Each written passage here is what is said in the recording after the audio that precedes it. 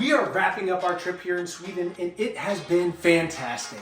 We came here, we got to enjoy with family, we got to go see sights, we got to do all kinds of great stuff, and we got to stay here in our Swedish Stuga, our summer home, and we got it about where we wanted to be for at least now. As you can tell, Lena, Callie, her dad, they got the furniture put together from IKEA. I'm not the best at IKEA furniture, so we let the Swedes stick to it. We got this chair sitting over here. It's been great. Been reading over there almost every single morning. It's fantastic. When we come out here to the back,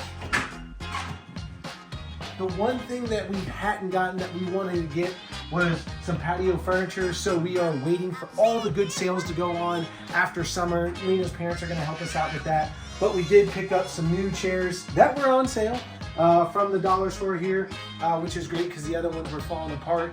We still got the fantastic view. And we are excited that we get to spend summers here moving forward with our daughters, and eventually one day grandchildren will be here with us. As you can see, we got some decorative stuff going on here that Lena and her mom and some of the girls picked out, which is great.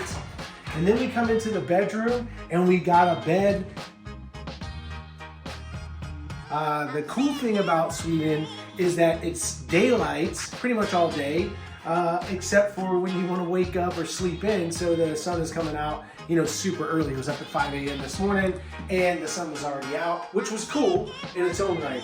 But we are super stoked about the memories that we're going to get to make right here in this Swedish summer house for years to come. And we will be back, and we are excited to be back here in 2026.